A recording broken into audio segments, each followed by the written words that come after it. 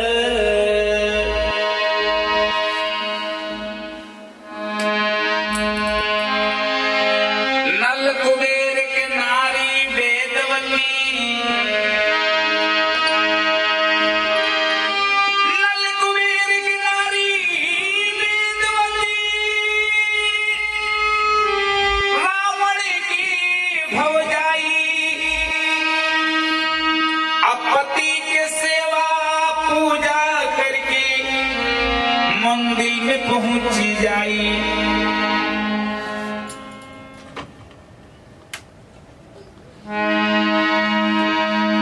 नल कुबेर के बाप बीसी सरवा के 5 लड़का जिसमें सबसे बड़े नल कुबेर रहे और छोट रहे रावण, लेकिन राजा ना भले नल कुबेर भगवान के भक्त रहे बेचारू। उनका औरत वेदवती रही, पति की सेवा पूजा करके मंदिर में रोज पूजा करे जा। दिमाग नहीं होता रहा। देखा रावण वेदवती को, देखा रावण वेदवती को, मन से गया तो भाई बीच नगर में राह रोक कर पकड़ लिया कलाई। अपना ही भौजाई रावण जब देखलक तब मोहित हो गई। भौजी कितना सुंदर का चेहरा बा, राजकुमारी बन के बने लायक बाड़ी तू। आए बहुत तपस्धारी के पूजा पाठ वाला करे के सुन रहा तो हर दिल कर्मा के दिन तू रहते तो हमरा से निकला तरह का पटरानी बना के हम रखे। सती औरत कहली वेदवती, लेकिन रावण कहता अरे बीच डगर में रावण धैल सिकलाई। अरे सुनो सुनो बतिया, अरे सुनो सुनो बतिया, अरे मोर भौजाई बीच डगर में रावण धैल सिकलाई। कहता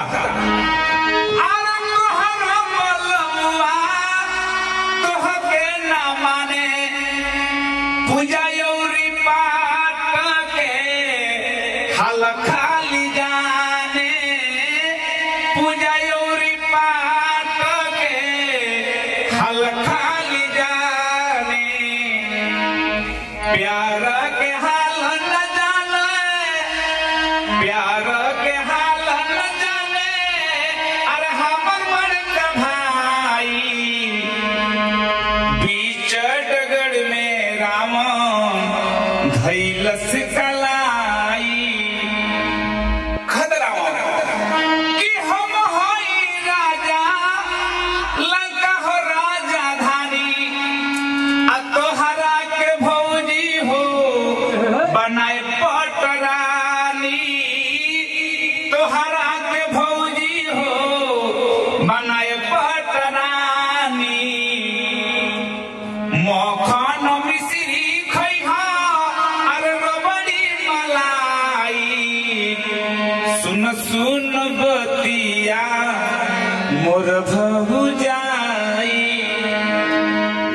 जब इतना बात कहला वेदवती क्रोधित हो गई, कही पापिनी तोरा तिनको विचारने की एगो भाभी के लोग माँ के सम्मान स्थान देला, माँ के सम्मान मानेला, अते हमरा के पटरानी बनाओ के कहतरे कहली का उहे कहली कि सुन पापी रावणी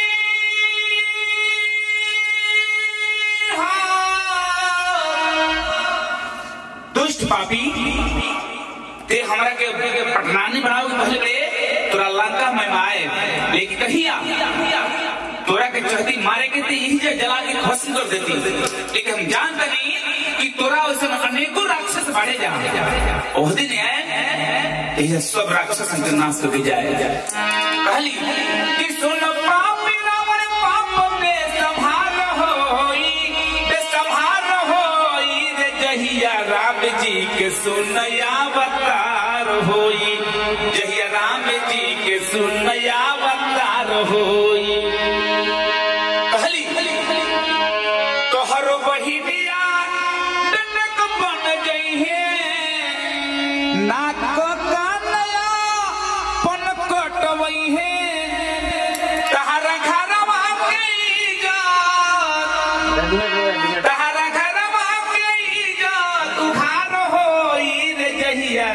जी के सुन अवतार होई, जहिया राम जी के सुन अवतार होई।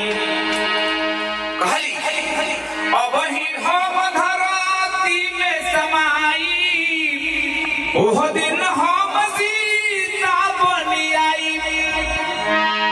कहली कि अभी हम अब लौट के अपना पति लगना है, यही धरती में प्रवेश करे और दिन सीता के प्रतिबिंब बन के तारा लगे आए, और तब तोरा पूरा खदान का नाश कर काहे कि अब हमरा माई पटरानी कह दिल रे इस शरीर लेकर अपना पति के लेना जाए। अब ही हम धराती में समाई, ओह दिन हम सीता बनी आई, जहिया पापा से पूरा अत्याचार होई, जहिया पाप राम सुन तहिया राम जी के सुन अवतार होई, जहिया राम जी के सुन अवतार होई। भगवान दुनिया का मालिक प्रगट है, वह दिन हम धरती से निकले और तोरा लंका में आए और तोरा पूरा खानदान का नाश करके हो जाए। तो सका भाग फिर तीसरा भाग रुआ सुन के फिर मौका मिली। ऐसे ही भगवान के अनेकों प्रकार की कहानी सुनाई हो जी।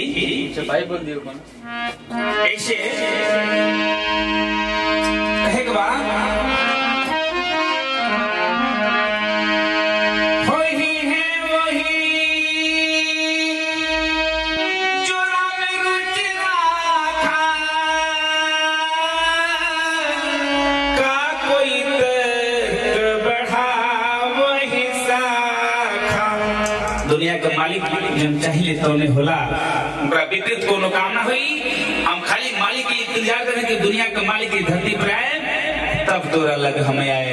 यह बात कह के हम अपन बात के ही रुक लगा, फिर अगला भाग में रोज सुन के अच्छा कथा सुनाए।